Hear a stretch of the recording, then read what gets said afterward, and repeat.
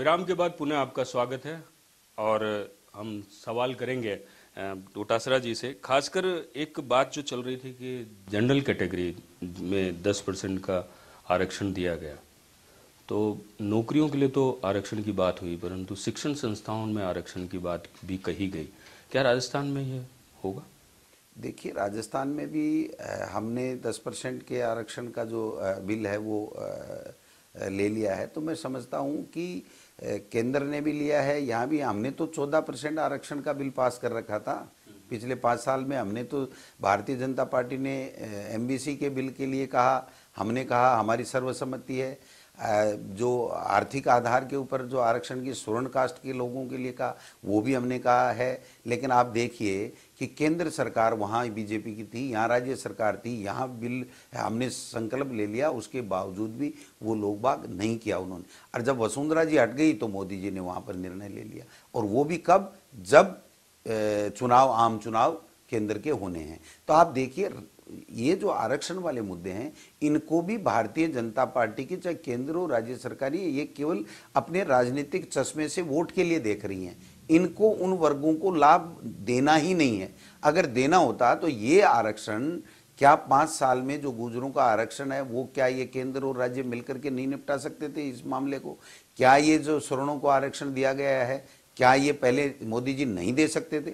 जो मोदी जी ये कहते थे कि मैं ये करूंगा, ये करूंगा, ये करूंगा, और ऐसे वादे करके 2014 में आए थे। आप देखिए 2005 तक कहाँ तो इनका लोकपाल बिल गया, कहाँ का इनका जो आरक्षण गया, कहाँ इनका काला धन गया, कहाँ 2 करोड़ लोगों को रोजगार की बातें गई, कहाँ किसान के जो लागत के ऊपर 50% मुनाफा है वो गया। ये तो केवल मन की बातें करते रहे और दुश्मन हमारे देश के नौजवानों को शहीद करते रहे। आप देखिए, इससे बड़ा क्या दुर्भाग्य है कि देश का प्रधानमंत्री केवल मन की बातें करे और काम नहीं करे। तो इससे ज़्यादा हम क्या कह सकते हैं? जैसे गुर्जर आरक्षण की आप बात कर रहे हैं, जिस तरीके से बिल लाया अभी आप लोगों ने, जिस तरीके से बात कर रहे हैं, आपने अध्यादेश जारी किया, क्या आपको लगता है कि ये केंद्र से क्योंकि जिस तरीके से अभी भी परसेंटेज की जो लड़ाई है, क्या वो लड़ाई कहीं सॉल्व होगी, ऐसा लगता है? देखिए, राज्य सरकार, हमारी सरकार निश्चित रूप से गुर्जरों को आरक्षण देना चाहती है, इसी मंशा से ये एक्ट लाया गया है। लेकिन केंद्र सरकार को जिस प्रकार जो आर्थिक आधार पर जो सवर्णों को आरक्षण 10% दिया गया है, क्या उस प्रकार मोदी जी को ये संविधान संशोधन नहीं कर देना चाहिए जिससे हमेशा का झगड़ा ही खत्म हो जाए? उनकी प्रायोरिटी में नहीं है।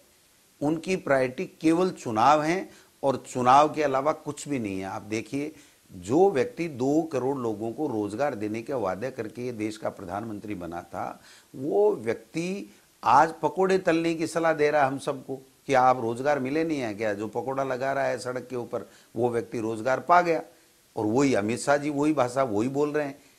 तो मैं समझता हूँ लोग कहाँ गया, उनका लोकपाल बिल कहाँ गया जिसके लिए ये इतना धरना चिल्लाए थे? कहाँ गए वो बाबा रामदेव जी जो ये कह रहे थे नहीं लाएंगे तो मैं आमरण अनशन कर लूँगा? कहाँ गए अन्ना हजारे जी? आप देखिए, सारे के सारे छुप गए, कहाँ गए पता नहीं। और अब मोदी जी अकेले पड़ गए हैं। क्यों? कि किसी भी मंत्री को इन्होंने काम नहीं करने दिया। एक ऐसा तानाशाह प्रधानमंत्री जो कहे कि मैं ही सब कुछ जानता हूँ, बच्चे को कैसा पढ़ना चाहिए, बच्चे को कैसे डिप्रेशन से उबरना चाहिए, कैसे महिलाओं को सुरक्षा अपनी करनी चाहिए, किसे किसान को क्या बोना चाहिए, कब खाना चाहिए, किसको कैसे स्वस्थ रहना चाहिए, किसको कितने बजे उठ के योगा करना चाहिए। एक व्यक्ति पूरे देश। संविदा कर्मियों के लिए क्या खास? संविदा कर्मियों को भी देखिए इन्होंने अधर में छोड़ा। आज विद्यार्थी मित्रों का जो ये ग्राम पंचायत सहायक जिस तरीके से किए, 6,000 रुपये में किए, हमने कहा था कि इनको आप स्थायी नौकरी दीजिए, लेकिन ये समस्या नहीं सुलझा सके। मुख्यमंत्री जी ने पहली कैबिनेट बैठक में भी जितने भी संविदा कर्मी हैं उनके लिए एक समिति बना दी, जिसका मैं भी मेंबर हूँ। हमने 2 बैठकें 3 बैठकें उसकी कर ली हैं। हमने डाटा मंगाया है कि किस प्रकार के, किस कैडर के कितने लोग संविदा कर्मी हैं, इनके लिए क्या किया जा सकता है। इसके ऊपर अधिकारियों से हम फीडबैक ले रहे हैं और शीघ्र ही माननीय मुख्यमंत्री जी को जब रिपोर्ट देंगे तो उसके बाद में इस पर निर्णय लिया जाए। एक आम जनता बहुत ज़्यादा त्रस्त है प्राइवेट स्कूलों से और प्राइवेट स्कूलों की फ़ीसों से। तो ये जो फीस एक्ट का एक जो मामला है, क्या ये सरकार वाकई में आम जनता को कहीं रिलीफ दिलाने की कोशिश करेगी? देखिए, हमारे जो घोषणा पत्र है उसमें हमने बहुत स्पष्ट लिखा है कि हमारी सरकार आएगी तो हम लोग जो निजी विद्यालय मनमानी करते हैं, अवैध फीस वसूली करते हैं या मटेरियल और पुस्तक से नाम से पैसे ले रहे हैं, उनके ऊपर कंट्रोल करने के लिए हम लोग बोर्ड बनाएंगे। और जो निजी विद्यालय कमज़ोर हैं, अच्छा काम कर रहे हैं, लेकिन उनको हम लोग मजबूत देंगे। क्योंकि देखिए, सरकारी शिक्षा हो चाहे प्राइवेट, दोनों के माध्यम से हमारे बच्चे को अच्छी शिक्षा देना है, क्वालिटी की एजुकेशन देना हमारा उद्देश्य है। तो हमारा ये नहीं है कि सरकार निजी शिक्षण संस्थानों के खिलाफ है, लेकिन ये भी नहीं है कि वो अपनी मनमानी करें और लोगों का शोषण करें। तो हमने दोनों बातें इसीलिए कही हैं कि जो लोग मनमानी करते हैं या जो गलत फीस लेते हैं, उसके आधार के ऊपर हम उनके ऊपर कंट्रोल करें। लेकिन देखिए, फीस निर्धारण के लिए हमने एक्ट बनाया था, इन्होंने आते ही दूसरा एक्ट बना दिया। और जो नया वाला एक्ट है उसमें ये कर दिया कि साहब अभिभावक आप तय कर लोगे, स्कूल वाले ही उसकी फीस निर्धारण कर लेंगे। तो आप बताइए, मजाक नहीं बन गया क्या? तो इसलिए हमने अधिकारियों को कहा है कि भाई इसकी आप समीक्षा कीजिए, उनके हमारे समय में जो था उससे कितना लोगों को लाभ हुआ, कितना कंट्रोल हुआ, यहाँ पर इन्होंने जो किया है, कानून लाए हैं, इसके ऊपर क्या हुआ। तो इसको देख करके समीक्षा करने के उपरांत जो भी होगा, जो अच्छा होगा वो निर्णय लेंगे। एक चीज़ और भी है, बड़ा इमोशनल इशू है कि बच्चों के अंदर एक स्ट्रेस आ जाता है पढ़ते पढ़ते। कोचिंग सेंटर्स कोटा की आए गाए बगाए खबरें आती रहती है कि बच्चे वहाँ पे सुसाइड करते हैं क्योंकि इतना स्ट्रेस उनके अंदर आ जाता है। क्या आपको लगता है कि राजस्थान सरकार को भी इस तरीके के कुछ कोचिंग सेंटर्स चलाने चाहिए जहाँ पे फीसेस भी कम हो, बच्चों को पढ़ने की मुहैया सुविधाएं अच्छी मिले, और ये जो एक बहुत बड़े टाइकून खड़े हो गए हैं, इन टाइकून से जो आम जनता है उनको छुटकारा मिले? देखिए, निश्चित रूप से जो बच्चों को कैरियर गाइडेंस वाला चाहे पोर्टल भी हमने लॉन्च किया तो इसी में है। और हमारे हायर एजुकेशन में कोचिंग जो सरकारी कॉलेजों में कराने का लिए जो निर्णय ले लिया गया है, इसको हम लोग एजुकेशन डिपार्टमेंट में भी इसको सोच रहे हैं, प्रक्रिया चल रही है।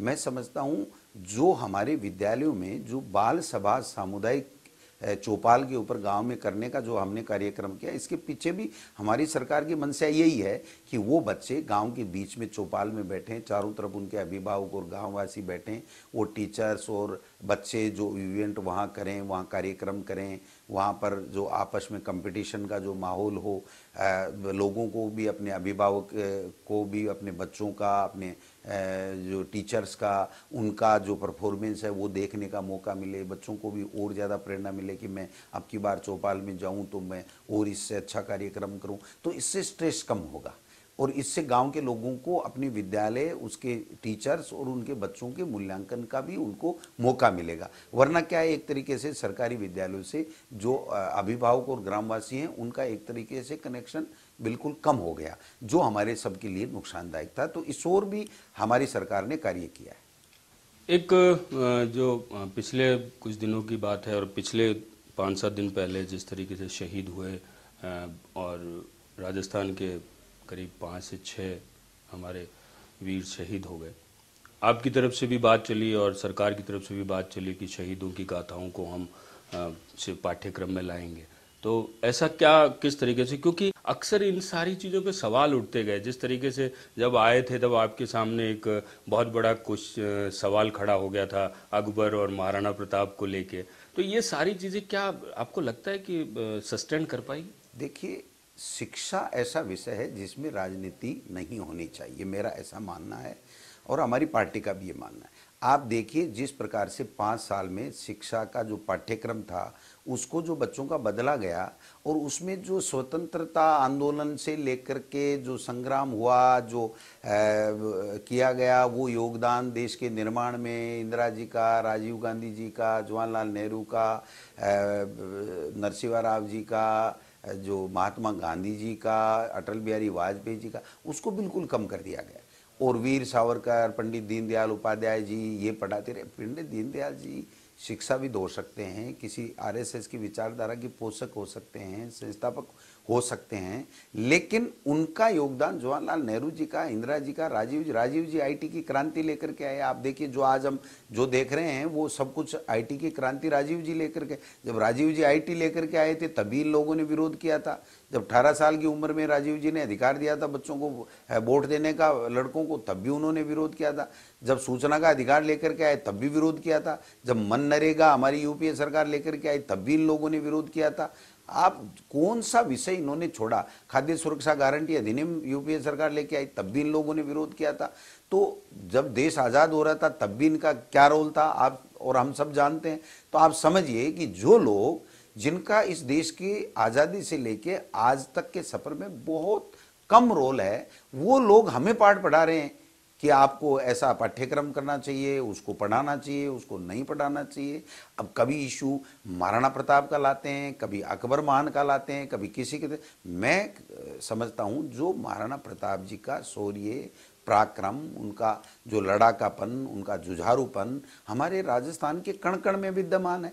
उसके ऊपर भी राजनीति करना चाहते हैं जब मुद्दा नहीं मिलता है तो, है दूसरे पे भी करना चाहते हैं। तो ये केवल मुद्दे में मुद्दे ढूंढ रहे हैं, इनके पास मुद्दे खिसियानी बिल्ली खंबा नोचे वाली स्थिति हो रही है। इनको जब मौका मिला, दोनों जगह सरकारें थी, तब इन्होंने प्रदेश के लिए, लोगों के लिए किया नहीं, और अब मुद्दे में मुद्दे ढूंढ रहे हैं। अब मैं समझता हूं हमने इनको 5 साल चेताने का में कोई कोर कसर नहीं छोड़ी, लेकिन इनके भाग्य फूटे हुए थे कि ये कर्म अच्छे कर ही नहीं पाए।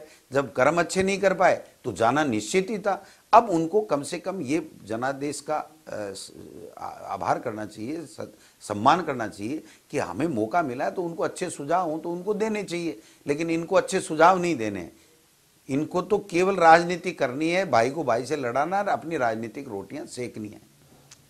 जिस तरीके से एक और बात आई कि शहीदों के नाम से स्कूलों के नाम रखे जाएंगे, क्या ये भी राजनीति स्टंट तो नहीं? देखिए, शहीद हमारे लिए आदरणीय हैं, देवतुल्य हैं, और इन सैनिकों के दम पे ही हमारा देश एक और अखंड है। और इनका जो हमारे देश के अंदर योगदान है वो बहुत ही मतलब जिसको अपन कभी इतिहास से हटाया नहीं जा सकता। तो जब पुलवामा की घटना हुई तो मेरे दिमाग में, सरकार के दिमाग में एक बात आई कि देखिए, इन शहीदों की शहादत को हमें नमन करना चाहिए, और इन शहीदों को भी हमारे पाठ्यक्रम में शामिल करके हमारे जो नौजवान बच्चे जो आएंगे उनको इनके महत्व को, इनकी गौरव गाथा को, इनके देश के निर्माण में योगदान, देश की एकता और अखंडता में जो योगदान है उसको हम लोगों को उनको पढ़ाना चाहिए। तो इसलिए हमने जो पाठ्यक्रम के लिए समीक्षा की समिति बनी थी उसको हमारा विचार बता दिया है। अब वो किस तरीके से इसको क्या करके लाते हैं, शिक्षाविद हैं, वो खुद समझते हैं, वो लाएंगे। हम इसमें राजनीति नहीं करेंगे कि ऐसा होना चाहिए, ऐसा नहीं होना चाहिए, और मैं समझता हूँ किसी को भी नहीं करनी चाहिए। आज मान लीजिए जो हमला हुआ, जिस प्रकार की दुर्घटना हुई, हम पूरे देश के लोग, किसी भी पार्टी के, हमारी पार्टी के, हमारे राजीव गांधी जी ने, राहुल गांधी जी ने भी कहा कि हम सब प्रधानमंत्री जी और मोदी जी की सरकार के साथ में हैं कि इनके साथ में जिस तरह का उन्होंने किया है उसका बदला लेना चाहिए, और हमारे जवान शहीद दोबारा नहीं हो इस तरह का उनको व्यवस्था करनी चाहिए। अब वो कितना कर पाते हैं, नहीं कर पाते, वो तो उनका काम है, लेकिन इन शहीदों का हमारे देश में के निर्माण से लेकर के आज की तारीख तक जो हमारी देश की पोजीशन बनी है, जो हम सुरक्षित बैठे हैं, उसमें बहुत बड़ा योगदान है। इसलिए इनकी गौरव गाथा को हम हमारे बच्चों में पढ़ाएं, ये हमारा नैतिक दायित्व बनता है। इसलिए हमने हमारा प्रस्ताव पाठ्य पुस्तक के समीक्षा के लिए जो समिति बनी है उसको भेजा है, और इनके नाम से हम लोगों ने, सरकार ने निर्णय लिया है कि हम जो है वो स्कूल भी उनके नामकरण से करेंगे। और मुख्यमंत्री जी ने 50 लाख रुपए, और जो अगर मकान लेना चाहें, नौकरी लेना चाहें, और सुविधाएं, ये निर्णय भी मुख्यमंत्री जी ने, आप देखिए, दुगुना कर दिया। तो आप समझ सकते हैं कि कांग्रेस पार्टी, हमारी सरकार का शहीदों के प्रति सत सत नमन और उनके प्रति बहुत आदर है, ये हमारे लिए आदरणीय है। इसलिए बच्चे भी पढ़ें और हम भी उनके परिजनों के लिए ज़्यादा से ज़्यादा करें, ये हमारा ध्येय। सत्ता कार्यक्रम में हम बात कर रहे थे शिक्षा राज्य मंत्री गोविंद सिंह डोटासरा से।